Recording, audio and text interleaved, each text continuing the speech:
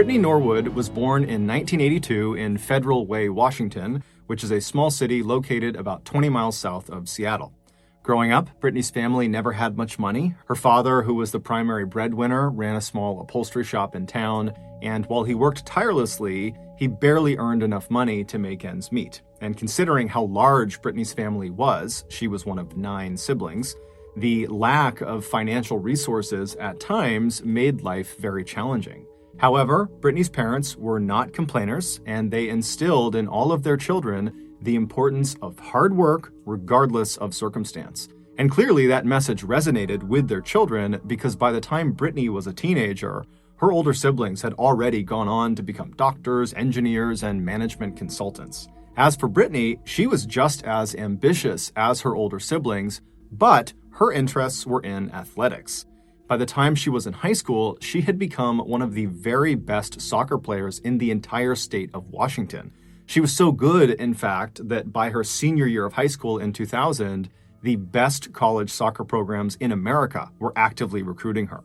She would finally settle on attending Stony Brook University in Long Island, New York, because they offered her a fantastic scholarship and they were known for their excellent soccer program. Brittany was incredibly proud of her scholarship. It not only represented the hard work pays off motto that her parents had preached all of her life, but it also lifted a serious financial burden off of her parents. So in the fall of 2000, Brittany left Washington State and headed east to New York to begin her collegiate career. But right away, she struggled. Brittany had never left home before, and now she was suddenly 3,000 miles away from her family and her friends, and she missed them terribly. Within the first few days of being at her new school, she called her family and told them how much she missed them and how she kind of regretted coming to New York in the first place, but they reassured her that she had made the right choice, that these feelings were normal, and she just needed to give it some time. But despite taking her family's advice and sticking it out at Stony Brook, Brittany never really felt like she belonged there. She made friends, she got good grades, and performed well on the soccer team, but with every passing semester, Brittany became less and less connected to the school and the people there and just longed to be home. And so with that in mind, in 2003, so 3 years after she had arrived at Stony Brook, Brittany was at her school feeling down about her situation when she had a serious lapse in judgment. Brittany, who had never gotten in trouble in her life before, randomly stole one of her teammates' things out of their locker. She didn't even know why she did it. It just kind of happened, and then pretty much immediately she got caught. And as soon as she returned what she had taken. She felt horrible and she apologized, but the damage was done. The incident had already been reported to the school, and the school had a very strict code of conduct policy, which theft was in clear violation of. And so Brittany had her scholarship revoked, and without it, her family could no longer afford the school, and so she had to come back home. And when she got home, she felt like she had let her entire family down. And so for the next several years, the shadow of this huge mistake loomed over her like a dark cloud. She just kind of kept her head down and took part-time work here and there, but for the most part, while she was home, she was just sad and directionless. But finally, in 2010, so 7 years after coming home from school, when Brittany was now 28 years old, she decided enough was enough. She was going to stop letting this mistake define her life. She was going to go out and find a career and make something of her life, like her other siblings had. And the career move that seemed to make the most sense to her was becoming a personal trainer. Despite not playing soccer anymore, fitness was still a very big part of her life, and she loved the idea of helping other people get fit and stay fit. And so she began looking at where personal trainers were the most in demand, and she found Washington, D.C. was a total hotspot, and it just so happened 2 of her siblings were already living there. And so that year, she packed up her stuff and she headed out to D.C. as well. When she got there, she had a little cash, but not enough to sustain her longer than a month or 2, so she applied for and got a job with a Lululemon shop. Lululemon is a company that sells yoga athletic apparel. The shop was located in Bethesda, which is a very wealthy suburb of Washington, D.C., and right around the corner from the shop was a gym that Brittany immediately fell in love with and decided would be the perfect gym for her to run her personal training practice out of once she got certified. So a very happy and rejuvenated Brittany began work at the Lululemon shop in Bethesda in late 2010, fully expecting to only be there for a few months before she transitioned to her personal training career. At around the same time Brittany began working at the store, another young woman had started working there as well. Her name was Jana Murray, and she was quite similar to Brittany. She was 30, so 2 years older than Brittany, and she had been raised in a close-knit, modest household in Texas where her parents had preached always working hard and doing the right thing, and she really took that to heart. And like Brittany, Jana was also a star high school athlete, except instead of playing soccer, she was a big track and field star. And actually, she set some records in Texas for the discus throw. But after graduating high school, instead of pursuing athletics in college, Jana had pursued business. She enrolled in the business program at George Washington University in Washington, D.C. After she graduated, she worked in the private sector for a few years before deciding it made sense for her to go back to school to earn her master's degree in business. She was accepted to the very prestigious Johns Hopkins Business School, which was located a few miles from the Lululemon shop where Brittany worked. And by 2010, Jana was in her final semester, and all she had left to complete was a final thesis paper. A thesis is a long essay involving personal research. The assignment was to write about the structure of a company of her choosing. And since Jana was a huge fan of Lululemon apparel, she had decided to write about them. And during her research on Lululemon, she discovered that the company was far more than just clothing. They had what seemed to be a really cool company culture. All employees, no matter how junior, were encouraged to pursue whatever goals they had, even if their goals meant leaving Lululemon at some point. It was like the company fundamentally cared more about their people than their product. And Jana loved that. And so as she's writing this paper, on a whim, she decides to go get a job at a Lululemon store. And the nearest location was the one near her school. Jana figured working at the shop would only make it easier to finish her thesis, since it would provide her boots-on-the-ground information. Also, she just wanted to see for herself if this company was as amazing as it seemed to be. And so her plan was just to work at this shop until her thesis was done, at which point she'd earn her master's and more than likely she would quit and move on with her life. So in late 2010, when Brittany and Jana found themselves working at the same Lululemon shop in Bethesda, they were aware of each other, but really didn't know each other. Their only interactions were when their shifts happened to overlap, which did not happen very often. But when it did, they were perfectly nice to each other. They would chit-chat, but they were coworkers, not really friends. However, a terrifying event was about to link them together forever. On the evening of March 11th, 2011, Jana and Brittany were working together at the Lululemon. It was an uneventful shift. They chatted, they helped customers, and in between all of that, they would knock out whatever closing duties they were responsible for so that when closing time came, they could leave quickly. And then when it was closing time at 8 p.m., the pair did one last sweep of the store to make sure everything was neat and put away and locked, and then they both grabbed their things and headed out the front door.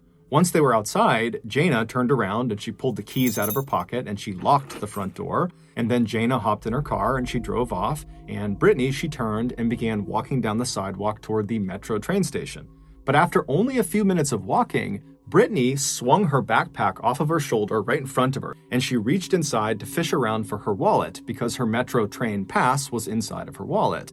And so she's fishing around her bag, she's still walking towards the train, and she can't find it. And so she comes to a full stop, she unzips her bag completely, and she looks inside, and her wallet is not in there. And as soon as she sees that it's missing, she remembers she left it on the break room table at the Lululemon store. And the only way she could go back and get her wallet was if Jana came back with the keys and unlocked the front door. And so Brittany just stood there for a minute wondering what she should do. She kind of felt bad about calling Jana to drive back and open the store for her, but she really needed her wallet for a whole bunch of reasons. And so finally, she picks up her cell phone and she calls Jana. And when Jana picks up, Brittany says, I'm really sorry, but I left my wallet in the store. Would you mind coming back and just opening the doors for me? I'll run in and I'll get it. Be super quick. And Jana, surprisingly, was totally fine with this. She actually laughed and said, I left my laptop in the break room and I was going to get it tomorrow, but this is an excuse to go back and get it now. And so Jana told Brittany she would be back at the front of the store in just a couple of minutes. And so Brittany thanked her, they hung up the phone, and then Brittany turned and she began running back towards Lululemon. When Brittany arrived at the front of the store, Jana was already there, and Brittany immediately said, "I'm so sorry, thank you so much for coming back." And Jana said, "Really, it's no big deal." And then Jana pulled her key out and she opened the front door of the store and they stepped inside.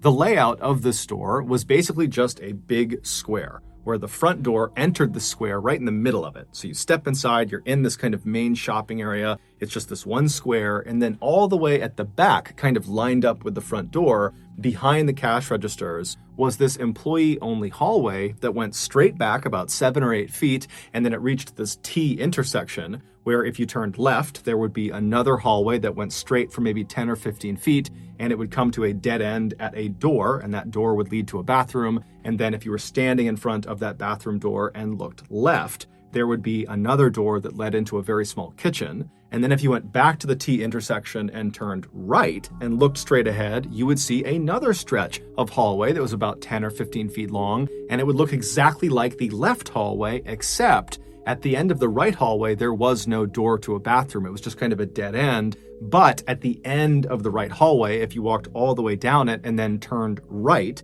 you would see there was a door that led into the break room. So the break room and the kitchen were kind of oriented in the same position at either ends of each hallway. And so the two women go inside the store with Brittany in the front. They get inside, Jana flips on the lights, and they walk across that square main shopping area. They go past the cash registers into that employee-only hallway. They go straight down, they turn right, they make their way down the right hallway, and then they open the door to the break room, and they go inside.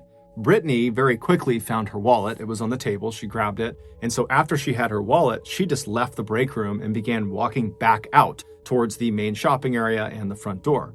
Jana was only a couple of seconds behind her. She grabbed her laptop and then she left the break room. She walked back down the hallway. And as she turned back into the main shopping area, she kind of had her head down. She was fiddling with her laptop and her phone. But even though she wasn't looking up, just looking down, she could tell right in front of her, Brittany had come to a full stop in the middle of the main shopping area.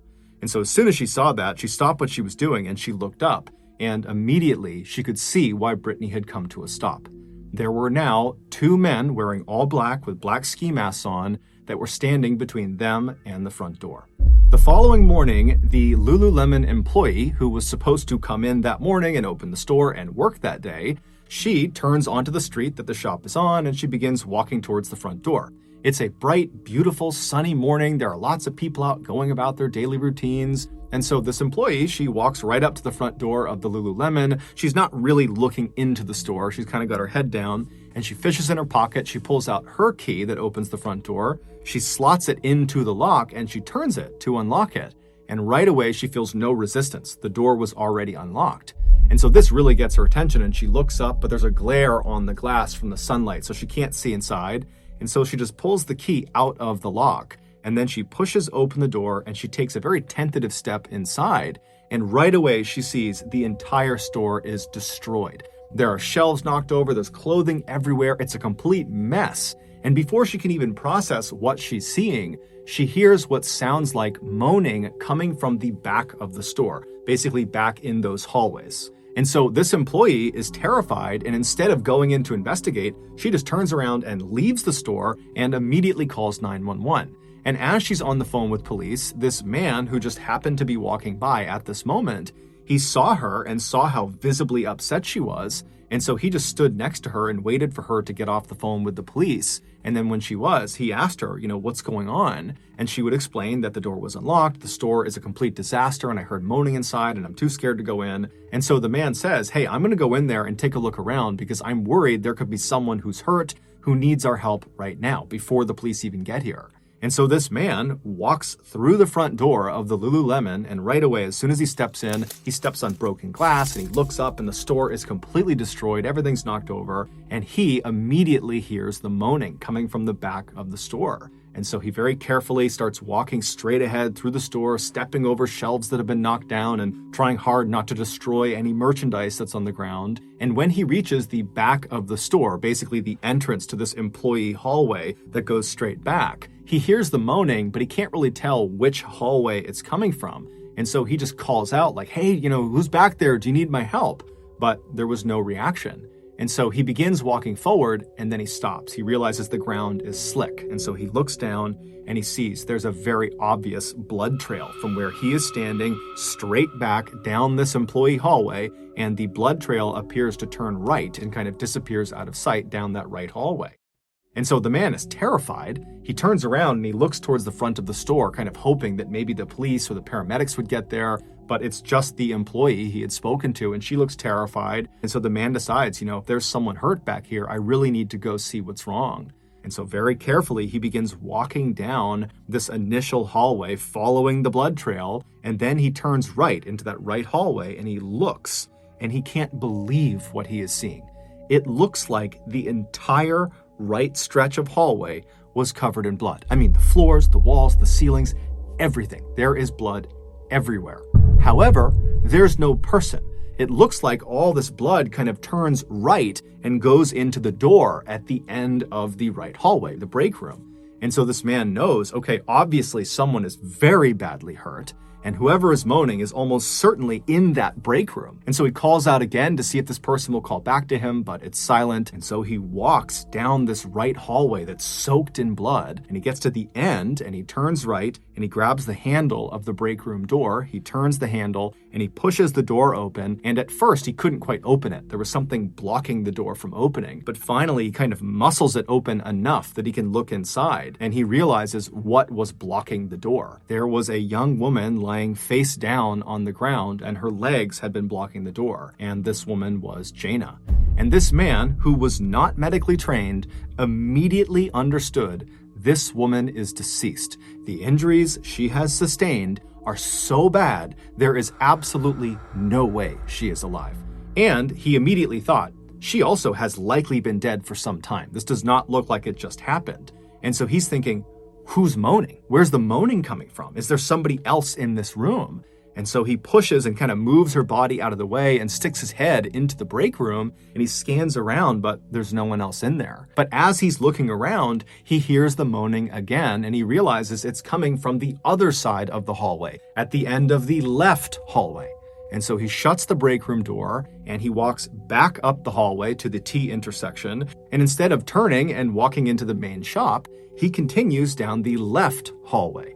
And he goes all the way down until he's standing in front of the door that leads into the bathroom, and to his left is the door that leads to that kitchen. And as he's standing there, he just kind of yells out, hey, whoever's in here, say something, because he doesn't know what door they're in. And he hears the moaning, and it's coming from the door right in front of him, the bathroom door. And so he opens the bathroom door, and immediately he's struck by all the blood all over the bathroom. And lying on her back on the ground is another young woman. It was Brittany. Her hands were zip tied together and attached to a pipe on the side of the room, and she was covered in blood. There were obvious stab wounds and slash marks and bruises all over her. And at first, this man assumed she must be deceased, and there must be a third person in this bathroom who's doing the moaning. But then he was startled when Brittany made this low, guttural moaning sound, almost like the sound of an animal dying. And he realized that was the moaning he was hearing. It was Brittany. At that moment, the police had arrived. They had rushed inside. They grabbed this man and escorted him out. They secured the scene, and then the paramedics came in, and they would confirm that unfortunately Jaina was deceased. And then when they went to Brittany, they found that she was still clinging to life. And so they put her up onto a stretcher and they began wheeling her out. And as she was being brought out of the store, the paramedics began trying to talk to her.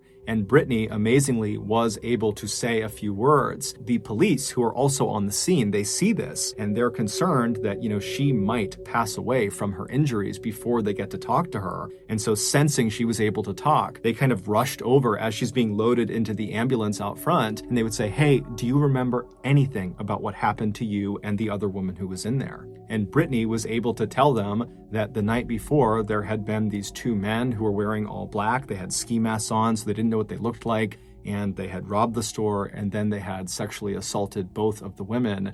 But Jaina had apparently fought back so fiercely that they had killed her before they left. And so after she tells police this, the ambulance gets shut up and she's taken away to the hospital. And then the police immediately go into the Lululemon store to get the security footage from inside the shop to see if they can get some footage of the attack and see what happened. But unfortunately, the only camera this store had was on the exterior of the back of the building, just kind of looking out at a parking lot. There were no cameras looking in the store or at the front of the store. You have to remember, Bethesda, where the store was located, was considered to be extremely safe, very low crime neighborhood. And so more than likely, that was why this store did not have a security system. And so very frustrated, the police pulled up the only footage they could, which was this exterior camera. And sure enough, the night before, around midnight, the camera picked up two men wearing all black with their hoods up, running away from the store. And so there was really no way to identify who they were. All they could tell was, one was fairly tall. But nonetheless, they pulled the footage and they gave it to the media. And then that day and into the night, the local news played this footage on repeat, asking people in the area to come forward if they know who these two guys are.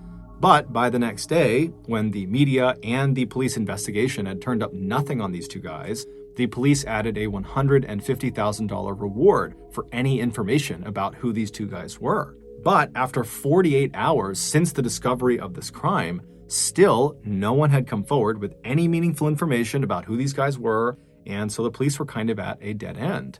And so some of the detectives decided to go back to the Lululemon shop to walk the crime scene again to see if maybe something was missed in the initial search.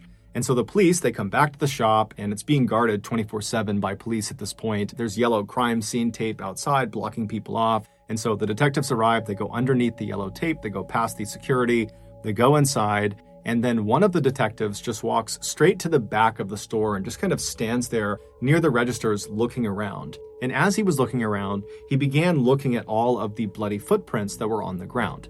Now, by this point, all of the prints had been accounted for except for one set. There was a men's size 14 shoe print that had been spotted in several locations in the store, and it was just kind of assumed that it belonged to one of the killers. The thing about this print was that the treads of this shoe were fairly unique. They had a distinctive and fairly easy to recognize pattern to them. The police knew about this shoe print, but to be honest, they hadn't given it much thought because they felt like the print only seemed to confirm that a relatively tall man had been involved in this crime. But as this one detective stood in the back of the store and was just kind of looking around, he noticed a bin of shoes on the ground in the store. These shoes were there for shoppers to put them on when they were getting their pants hemmed and fitted to them. These shoes were not for sale. They were just kind of random shoes that were there effectively as props to make sure people's clothes fit properly. And the detective noticed one of the shoes at the top of the pile in this bin appeared to be a large men's shoe. And so purely out of curiosity, he reached down and he flipped the shoe over to look at the treads. And to his shock, they were an exact match to the unique treads on the size 14 bloody print. But the shoes he was holding were clean. There was no blood on them.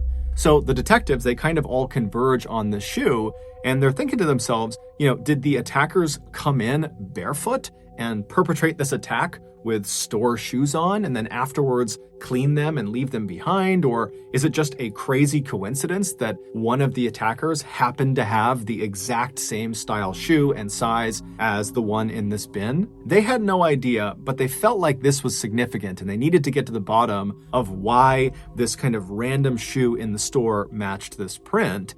And they thought the only person who might have more information about what the killer's shoes looked like would be Brittany. And so at this point, Brittany was still in very rough shape, but she had stabilized to the point where the police felt comfortable speaking to her. And so they paid her a visit and they asked her if she could remember anything about her attacker's feet. Did they wear shoes? And if so, what color were they? Anything she could remember at this point would be helpful. But Brittany would say, no, I'm sorry, I don't remember their feet at all. But there was something about the way she just very quickly dismissed the shoes that tipped the police off that maybe Brittany could be hiding something. But the police didn't press her because they knew she had just been in this horrific attack, and they also didn't really have a good sense of what her normal behavior looked like. So they just thanked her and they left. They were planning to speak to her again the following day, but she actually got in touch with them first and offered to have a meeting to go over what happened. And from the sound of her voice, it just sounded like she was just eager to help them. And so the police, they sat down with Brittany again, and they began talking about what happened and kind of going over the details. And they asked her again about the shoes. And again, she said she just didn't know. And then at some point in this second discussion they're having, Brittany kind of offhandedly mentioned something that she believes is just a small detail. But that small detail would ultimately be the thing that would lead police to figure out what actually happened on the night Jayna was killed. This is what happened. Back on March 11th, 2011, so the night of the attack, Jayna and Brittany were working in the store. It was a normal shift. Everything was fine. And then at closing time, they did their duties. They walked outside. Jayna locked the front door, and then they said their goodbyes and they went their separate ways. Jayna drove off in her car and Brittany began walking to the metro train station. But Brittany realized she had left her wallet in the break room, and so she called Jayna. And Jayna would tell Brittany that it was no big deal because she had left her laptop in the break room. Back at the front of the store, Jayna double parked her car out on the street, and then she and Brittany headed inside the shop. Brittany would lead the way to the break room at the end of the hallway on the right, and after she got her wallet, Brittany would turn around and leave the break room ahead of Jayna to make her way back out to the main shopping area. And so Jayna was only a few seconds behind Brittany. She was just getting her laptop, and then when she had it, she left the break room, she walked down the hallway, and she turned and began walking into the main shopping area as well. And she had her head down. She was just kind of fiddling with her phone and her laptop. But at some point, she realized, even without looking up,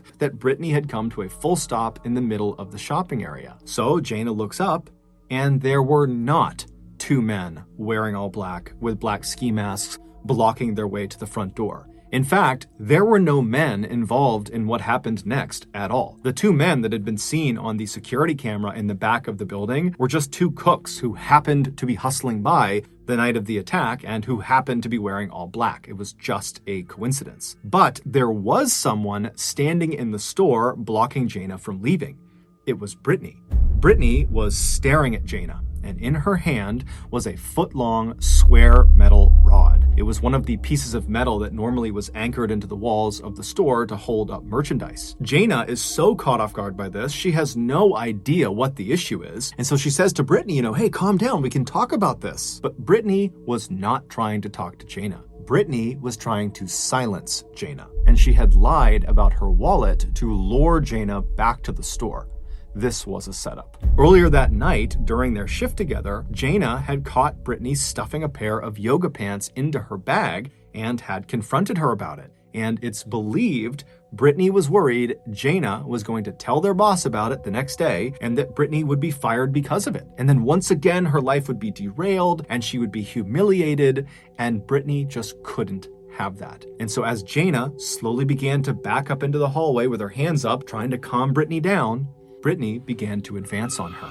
And as soon as she did, Jayna screamed and turned and ran down that employee hallway. She turned right and bolted down the hallway towards the break room. She grabbed the break room door and she was trying to get it open, but before she could, Brittany had caught up to her and she smashed her over the head with the pipe. Immediately, Jayna turned around, she put her hands up over her head to protect herself, and she begged Brittany not to hit her again. But Brittany wasn't listening. Brittany just wound up and smashed her across the arms with the pipe. Jayna began screaming out and pleading with her to stop, but Brittany just kept on going. And for the next several minutes, Jayna just stood at the end of this hallway in front of the break room door, just trying desperately to protect herself with her hands. But Brittany was so strong and fast, and she kept striking her on her head and on the sides and anywhere else she could land a blow. The blood spatter on the walls of the end of that right hallway would later reveal that Jayna had gradually moved from a standing position down to the fetal position, meaning Brittany had literally beat her until she collapsed on the ground.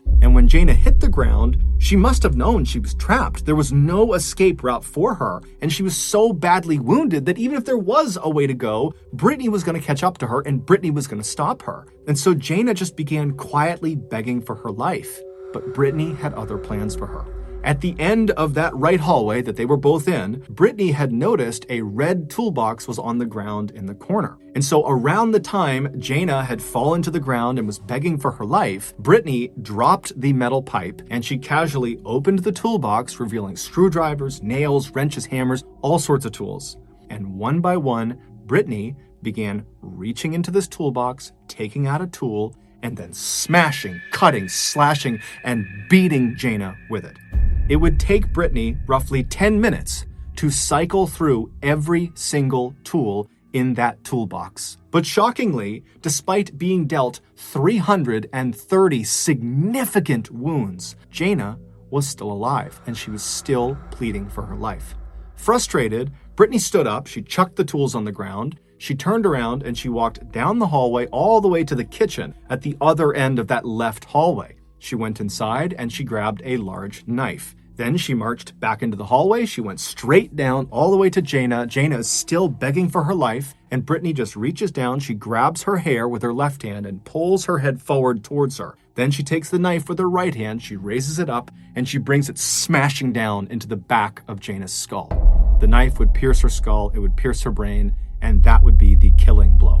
Once Jana was deceased, Brittany simply got to work, staging the store to look like a robbery gone wrong. The first thing she did was drag Jana's body out of the hallway and into the break room. And then once the door was shut, she headed out to the front of the store and just walked straight outside and climbed into Jana's car that was still double parked outside. And she drove that around the block to a parking lot. And then when she got back inside of the shop, she went to that bin of shoes used for fitting pants. And she took out the size 14 men's shoe, she put them on her feet, and then she began walking around in the pool of blood underneath Jana in the right hallway and began tracking the bloody prints all over the store to make it appear like a man was involved in the attack. And then after cleaning the shoes, she ransacked the store, and then she grabbed a knife and a screwdriver and she headed into the bathroom where she repeatedly stabbed and slashed herself before tying her hands and her feet with zip ties. At 8 a.m. the next morning, she was discovered. The seemingly small piece of information that Brittany kind of accidentally gave to police during that second meeting, this piece of information that kind of broke the case, that came when the police asked her if she knew what kind of car Jana drove or if she'd ever been inside of Jana's car. And Brittany would say, "No, I don't know what it looks like and I've never been inside of it." But a couple of days later, when Jana's car would be found and the police would search it, they would find Brittany's hair and DNA all over it. So they knew Brittany had been lying to them. And so this is what ultimately led to Brittany's arrest, and she would later be convicted of first-degree murder and sentenced to life in prison without parole. Thank you for listening to the MrBallen podcast. If you enjoyed this episode, please deliver a box of Girl Scout cookies to the 5-star review button. But before you hand them over, eat them all and replace them with stale saltines. Also, please subscribe to the MrBallen podcast on Spotify, iTunes, Google, Amazon, and everywhere else you get your podcasts. This podcast airs every Monday and Thursday morning, but in the meantime, you can always watch one of the hundreds of stories I have posted on my YouTube channel, which is just called MrBallen. If you want to get in touch with me, you can send me a message on any major social media platform. My username on all of them is just @MrBallen. And yes, I really do read the majority of my DMs. Lastly, we have some really cool merchandise, so head on over to shopmrballen.com to have a look. So that's going to do it. Until next time, see ya.